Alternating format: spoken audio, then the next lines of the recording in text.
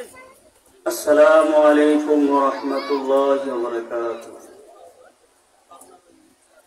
الحمد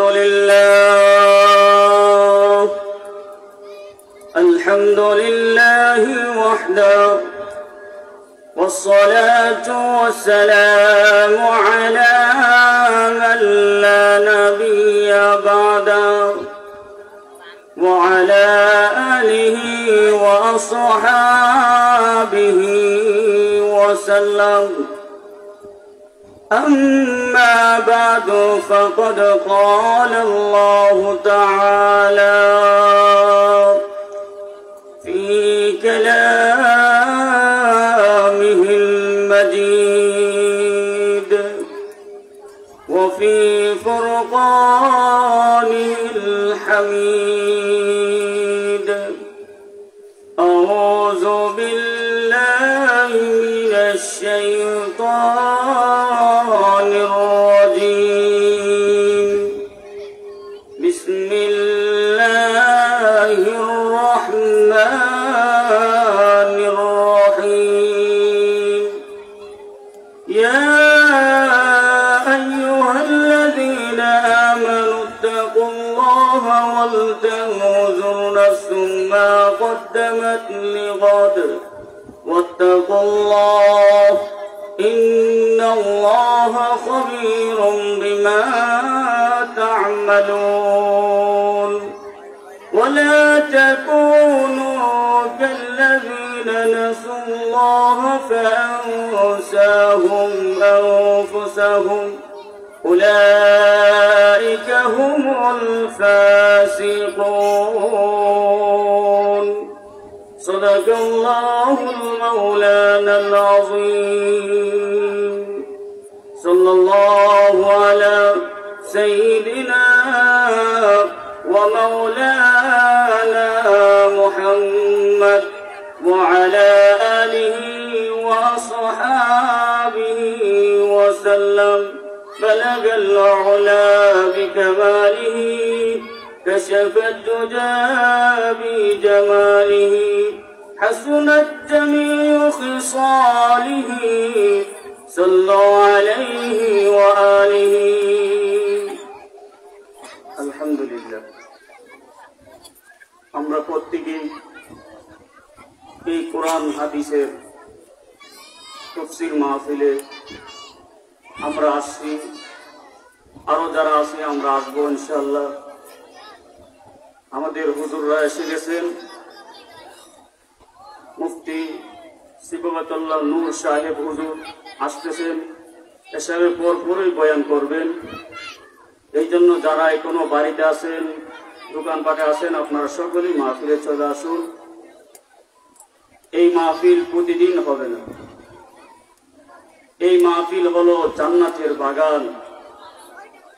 আমরা আজকে শয়তান আমাদের অন্তরের ভিতরে এমন ভাবে বাসা বাঁধছে, যার কারণে আমরা আজকে ওয়াজ মাহফিল হলে, কোরআন হাদিসের আলোচনা হলে ওই কাজের মধ্যে আমরা আসতে রাজি না।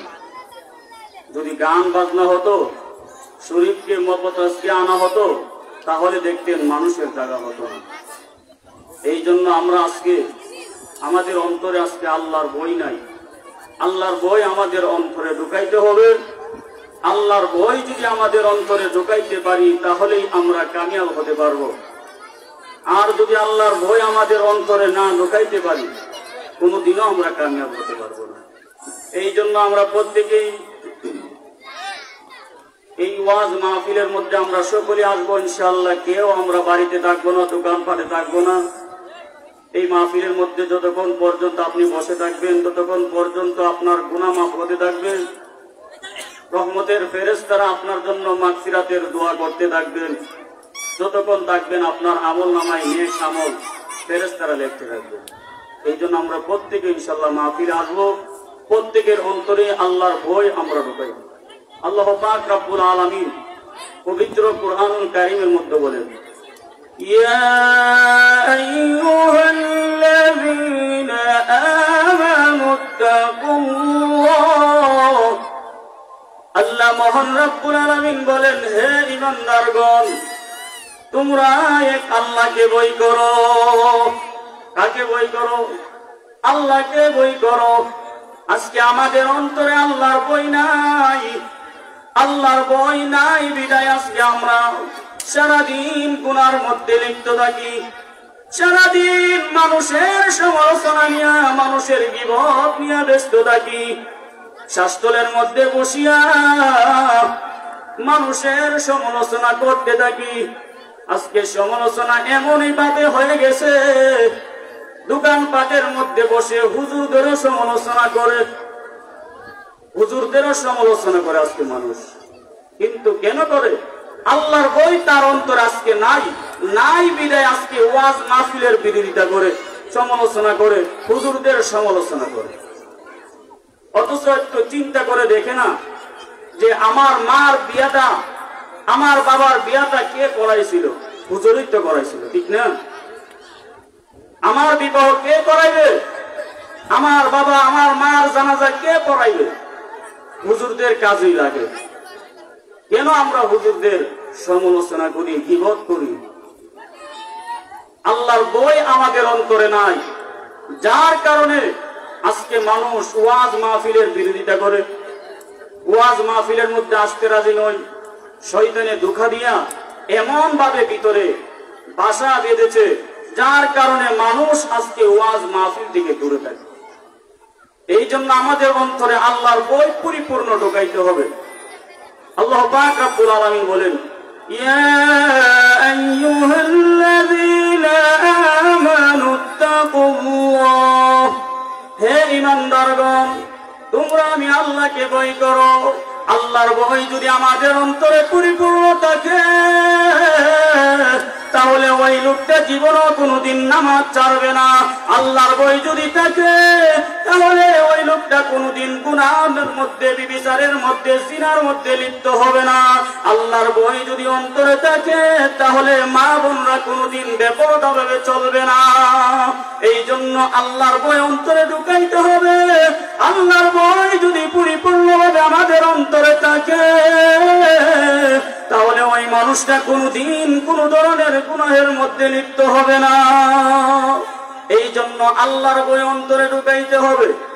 সাহাবায়ে কেরামদের অন্তরে আল্লাহর ভয় কেমন ছিলেন? কেমন আল্লাহর ভয় ছিলেন? হযরত আলী রাদিয়াল্লাহু তাআলা আনহু মসজিদের ভিতরে ঢুকলে শুধু কাঁপতেন। সাহাবায়ে কেরামগণ জিজ্ঞাসা করতেন, হে আলী,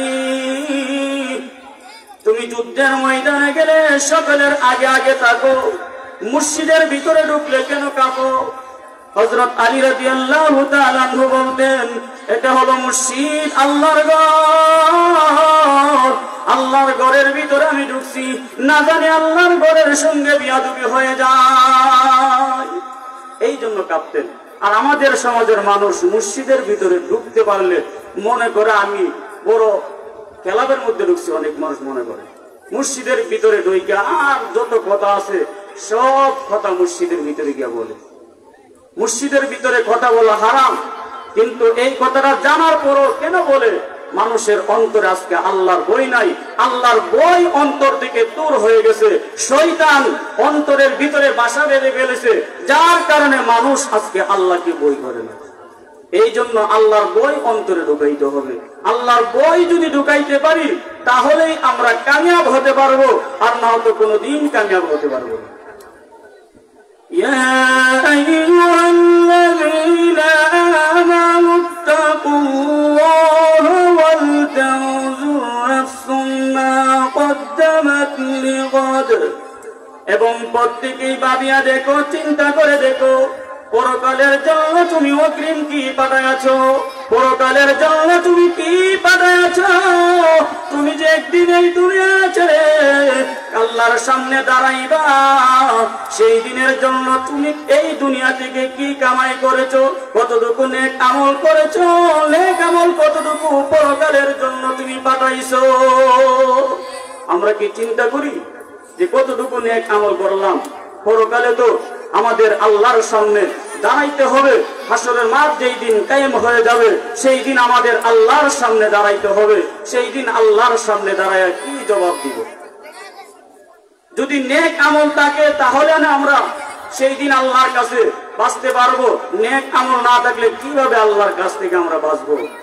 এই জন্য এই দুনিয়া থেকে আমাদের নেক আমল করে নিয়ে যাইতে হবে। নেক আমল যদি নিয়ে যাইতে পারি তাহলেই আমরা কামিয়াব।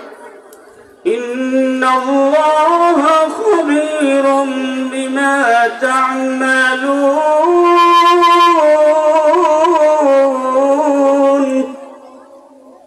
এবং আল্লাহ রাব্বুল আলামিন প্রত্যেকের আমল সম্পর্কে ওয়াকিফাল, অর্থাৎ আমরা কি করতেছি না করতেছি সব কিছুর খবর আল্লাহ রাব্বুল আলামিনের কাছে আছে। আল্লাহ সব কিছু দেখেন, সব কিছু জানেন। আমরা কি করতেছি না করতেছি সব কিছুর খবর মহান রাব্বুল আলামিনের কাছে আছে। আল্লাহর কাছ থেকে আমরা কেউ বাঁচতে পারবো না। সেই দিন আল্লাহ রাব্বুল আলামিনের কাছে আমাদের হাত পাও সাক্ষ্য দিবে, কথা বলবে। সেই দিন আমরা আল্লাহর কাছ থেকে কেউ বাঁচতে পারবো না। وتكلمنا أيديهم وتشهد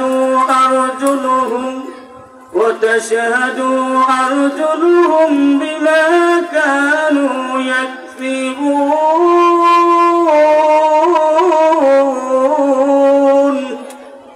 সেই দিন আমাদের হাতে আল্লাহর দরবারে সাক্ষ্য দিবে।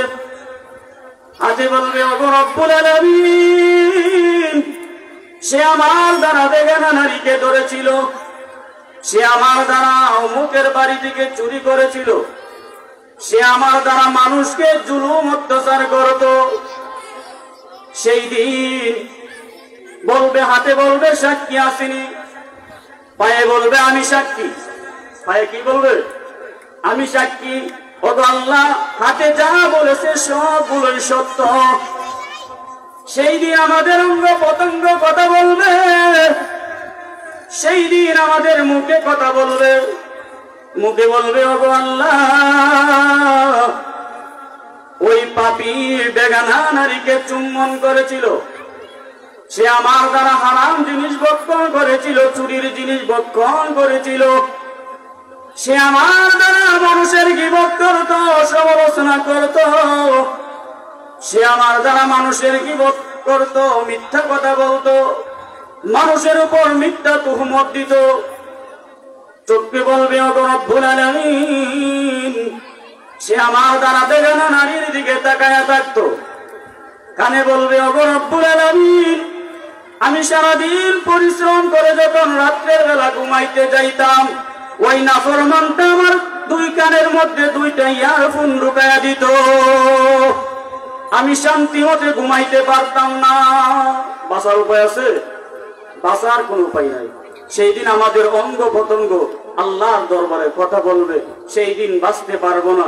সেই দিন আমাদের জমিন, এই জমিনের মধ্যে যে আমরা বসবাস করতেছি, এই জমিন আল্লাহর দরবারে সাক্ষ্য দিবে। يومئذ تحدث أخبارها। সেই জমিন সেই দিন মুহাদ্দিস হয়ে যাবে। জমিনে বলবে, ওগো রব্বুল আলামিন, সে আমার উপর দাঁড়াইয়া জিনার বিচার করেছিল, সে আমার উপর দাঁড়াইয়া মিথ্যা কথা বলতো, মানুষের গীবত করত, সমালোচনা করত, সে আমার উপর দাঁড়াইয়া মানুষকে জুলুম অত্যাচার করত। বাঁচার কোন উপায় নাই। যদি বাঁচতে চাই তাহলে নেক আমল আমাদের এই দুনিয়া থেকে করে নিয়ে যাইতে হবে। নেক আমল যদি আমরা করতে পারি তাহলে আল্লাহ রাব্বুল আলামিনের কাছে গিয়ে আমরা বাঁচতে পারবো। আর নয়তো বাঁচা কোনোদিন সম্ভব হবে না। এই দুনিয়া থেকে নেক আমল নিয়ে যাইতে হবে। আজকে আমরা নেক আমল থেকে দূরে সরে থাকি। আজকে আমাদের অন্তরে আল্লাহর ভয় নাই। আল্লাহর ভয় নাই বিদায় শয়তান আমাদেরকে ভালো কাজগুলো থেকে আমাদেরকে দূরে সরাইয়া রাখে। এই জন্য আল্লাহর ভয় অন্তরে আমাদের ঢুকাইতে হবে। আল্লাহর ভয় যদি ঢুকাইতে পারি তাহলে আমরা কামিয়াব।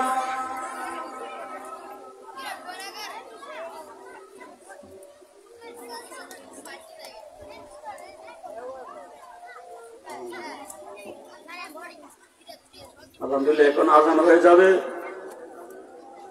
যারা মসজিদে যাবেন মসজিদে যাবেন, আমাদের এখানেও জামাত হবে না, এখানে জামাত হবে না।